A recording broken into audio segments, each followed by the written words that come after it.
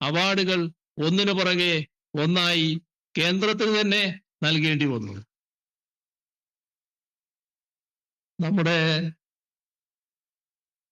ദുരന്തങ്ങളെ അതിജീവിച്ച നില മാത്രമല്ല, ജനങ്ങൾ അങ്ങനെ ഏൽപ്പിച്ച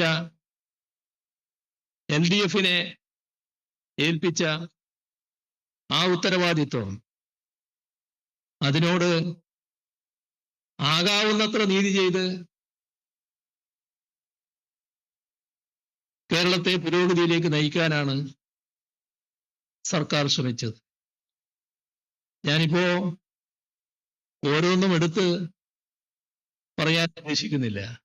കാരണം നിങ്ങൾക്ക് എല്ലാവർക്കും അറിയാം, 11 മണിക്ക് ഇതിന്റെ ഭാഗമായി തന്നെ വെച്ച പരിപാടിയുണ്ട്.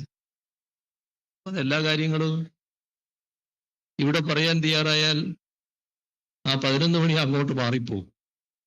അതുകൊണ്ട് തന്നെ വിശദമായി ഞാൻ ആ കാര്യങ്ങളിലേക്ക് ഇപ്പൊ പോകുന്നില്ല. നമുക്ക് പിന്നീടും സംസാരിക്കാവുന്നതാണ്. എന്നാൽ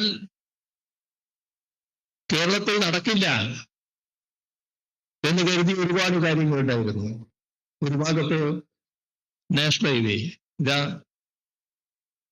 ഞാനിപ്പോ ഇങ്ങോട്ട് വരുമ്പോ ഇന്നലെ 2-3 ദിവസം മുമ്പ് ഞാനൊരു വരകൂടെ വന്നിരുന്നു. വെള്ളൂരിലൊരു വരേണ്ട ഒരു കാര്യം ഉണ്ടായിരുന്നു.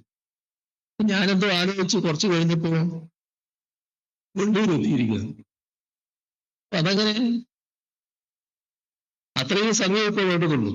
അന്ന് ഞാൻ വീട്ടിൽ നിന്നാണ് വന്നത്, എന്നിട്ടും വെള്ളൂരെത്താൻ വലിയ സമയം എടുത്തില്ല. ഇപ്പൊ പീക്കോട് എത്താനും അതേ നില തന്നെ. ഇന്നലെ ശശീന്ദ്രൻ മിനിസ്റ്ററിനോട് പറഞ്ഞു, നിങ്ങൾ നേരത്തെ വരപ്പോണ്ട, നിങ്ങൾക്കാവുമ്പോൾ 40 മിനിറ്റേ വേണ്ടി വരൂ എന്ന്. എന്നാലും ഞാൻ കുറച്ച് സമയം കണക്കാക്കി തന്നെ പുറപ്പെട്ടു.